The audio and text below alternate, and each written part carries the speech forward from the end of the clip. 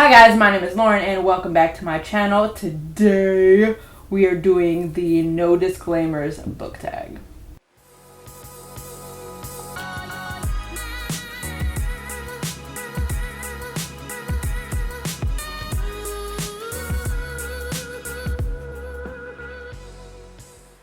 Now, I have done this tag before, but I was tagged again by Noria, so I figured I would go ahead and redo that bad boy, because pretty sure it's been a minute. So, let's get right into it. I'm not giving any disclaimers. I always do. Y'all know I give no fucks. I give my opinion anyway. If you want to come for me in the comments, feel welcome, but I just not gonna sit there and take it. I mean, it's opinions. They like assholes. Everybody got one, and sometimes they stink, so it is what it is. Let's just get it going. Number 1. Which trope or tropes in books annoy you the most? I've said it before. I'm going to say it again. Love triangles. And before any of y'all feel the need to pop off over something dumb, love triangles, polyamory, not the same thing. I am not in any way, shape, form, or fashion referencing, inferring, hinting at anything to do with polyamory. I'm not talking about an inclusive relationship with more than 2 people. I am talking simply about love triangles. I don't like love triangles. Polyamory has nothing to do with it. I have read books and read books with polyamory in them and like them. I am not talking about those. Please don't do what y'all did last time and, well, that's offensive to polyamory. I didn't say shit about polyamory. Just love triangles. Whew, Lord, she was hashtag triggered. But I'm just like, that really pissed me off last time. Second question, which writer or writers do you feel are overrated or overhyped? I mean, y'all already know how I feel about Sarah J. Maas. I'm not going to go there again. I feel like books actually get worse, not better. I think this is just me. A Quarter of Frost and Starlight, I did a whole rant about it. I'll link it down in the description box if you have not seen it. No, actually, it's on my channel's homepage. If you go to my channel, you will see my very long Salt Bay looking rant for A Quarter of Fuckery and Stupidness. But that stupidness ain't even a word. Anyway, I'm gonna give a different answer this time. And I'm gonna say Stephen King. Yeah, I said it. I feel like Stephen King is overhyped.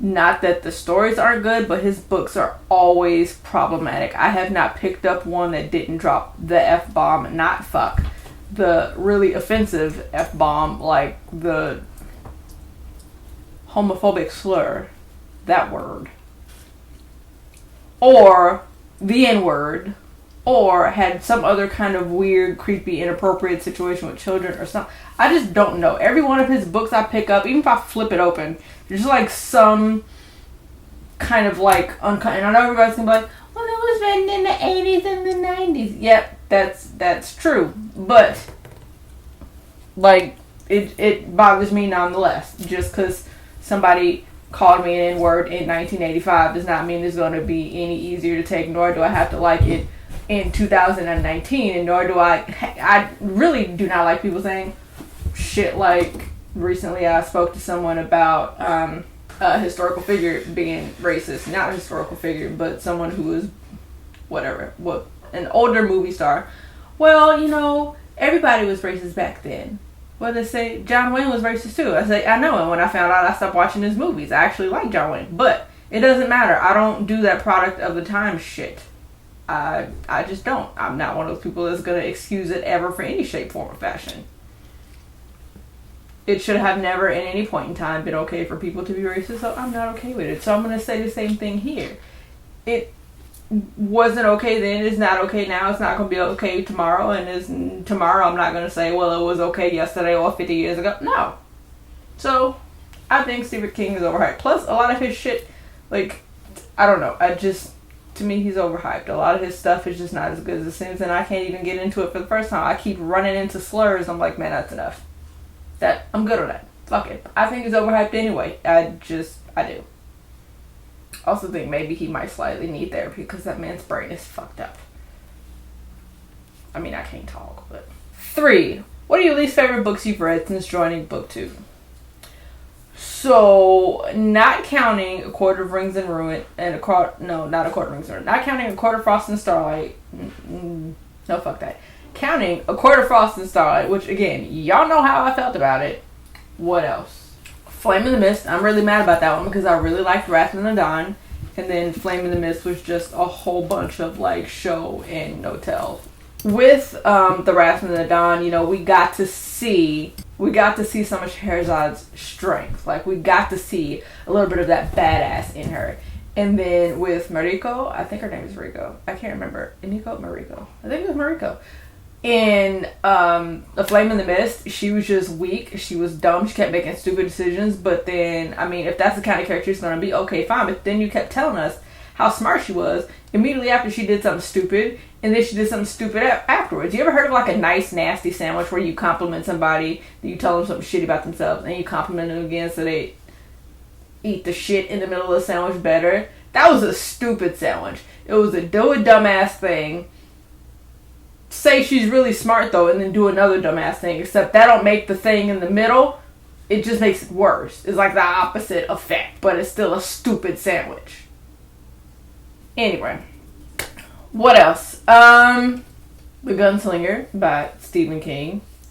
Didn't like it. Everybody just said this book, oh, it's his magnum opus. It's so great. And I read it and was like, well, nah. I just didn't care for it at all. I didn't. Then there's also The Proposal, the second book by Jasmine Guillory, the first being The Wedding Date. The Wedding Date was really cute and The Proposal was just epically bad. It was like, did the same person even write this? The Proposal is a book in which one of the side characters from The Wedding Date gets his own story, and this woman met him when her boyfriend, who didn't even know her all that well, couldn't even spell her name right, proposed to her on a jumbotron at a baseball game. He essentially like rescued her from the pack of like media frenzied crazy people that were giving her a really hard time and more or less like converging on her in the stadium. He rescued her from that. It's supposed to be very meet cute, and it was just God, bad. It just, all of the female characters were essentially the same person. They were diverse in that they were fat, they were skinny, they were like all different races of all this in this group of friends, but they were all essentially the same person. They were all essentially very fucking corny, and it was a fail all the way around. And the race things, like, they made that very blatantly obvious, and it wasn't handled in a good way. And also the love interest Carlos, who was a very smart person as far as how, you know, his friend should be handling his relationship, came off as a very good person in and of itself, like, as a whole, was very stupid and just a dumb jerk in this book. And I just was like, what the hell happened? It was like he had a ghostwriter for one of these books. I don't know which one it was, but if it was for the first one, maybe need to hire him back. Bad. Okay, that's enough of that question, because I can answer that mug all day. Question number 4. What's a terrible ending that ruined an otherwise quality book? Instinctively, I want to say A Court of Wings and Ruin, even though, like, I kind of, like, knee-jerk reaction gave it 5 stars, and it's only because I was so into the story that I binged it, but it's not necessarily that I was into the story because I enjoyed it, but I didn't want to take that star rating away. I probably should go back and edit that, because immediately after I read it, I was like, oh, this stuff's a problem. But more so than anything else was the ending. Like, the characters seemed to be all just, like, getting ready to be completely fucked off for the whole book. Then all of a sudden, look, there's our human father, who I haven't seen in like a year and a half, come to save me on 3 random ass ships that who knows where the fuck he got them from, full of mythical creatures of legend, to save us. Huzzah! The fuck, dude? The fuck. What? Nah. 5. Which fictional characters do you not wish were killed off? Do you wish were not killed off? Same difference. Sirius Black, Always and Forever. You know who that died in Allegiant. With just that giant big dump on, like, everything. That really pissed me off. Someone who died in Six of Crows duology, I'm not happy about. I'm trying to be non-spoilery. Can I just say someone I wish had died in the series that didn't? And I'll say Radu from the And I Darken, Now I Rise, that whole, yeah. He was getting on my fucking nerves. He had to go. I cannot stand his fucking whining and carrying on. Like, dude, grow some gumption. I didn't say grow some nuts. I'm censoring a little better. Get some gumption. Like, fuck, golly, I hated him so much. Woo, child. Motherfucker like to give me an aneurysm while I was reading that damn book. Holy shit. 6. What are some of your bookish pet peeves? Mary Sue characters and Mary Sue world building. Like Mary Sue world building in which like you wrote a magic system to where there's always an answer. The character never has to struggle too hard. There's no interest in the book. There's no danger of losing anybody. There's no danger of losing the battle, the fight, the failing the quest, whatever it is you have to do, because you know your magic can basically do anything with no consequences, no limits, no repercussions, no costs. Boring. Another bookish pet peeve. Like, why is it that all love interests in fantasy books or in mostly fantasy books, why do they always have to have some like oddball ass super unique eye color? They always have yellow eyes. What the fuck? Khalid's eyes are like yellow tiger eye. Why? And then we get to hear about it like every paragraph. That's annoying. Okay, it's not all YA books, but it feels like quite a lot of them that I've read, and it annoyed the shit out of me.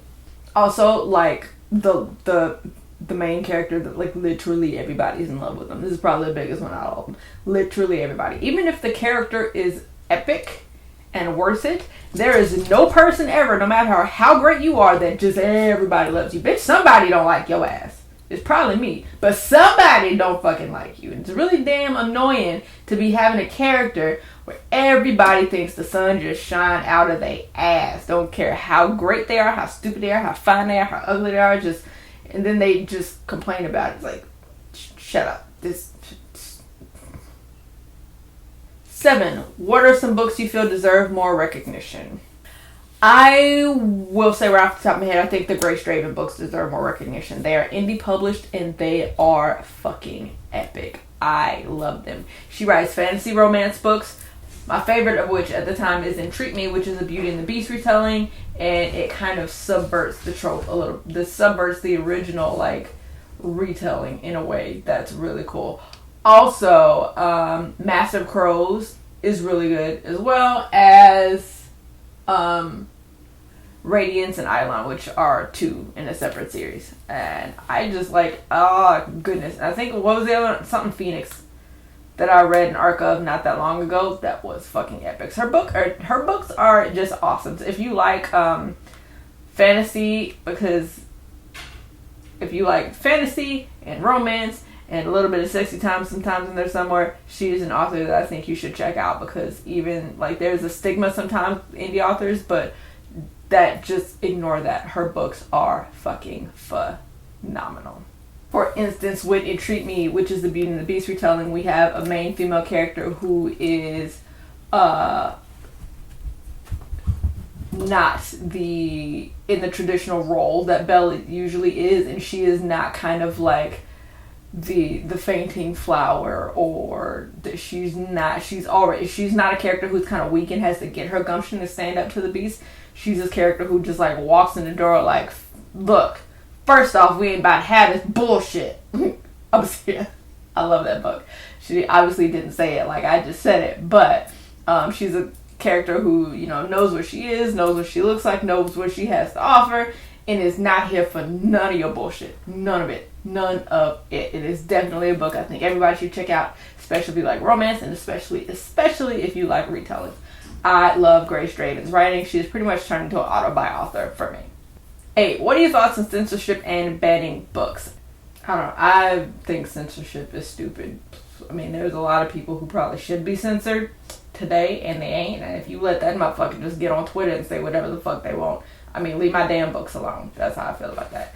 You cannot tell people what they should think and how they make up their minds. Like, there is no book that's going to make a person dumber. Because if a person can't read something and differentiate right from wrong, what they should and shouldn't be doing, what is moral high ground and what is something that is really awful and just incorrect thinking, it's not that book's fault.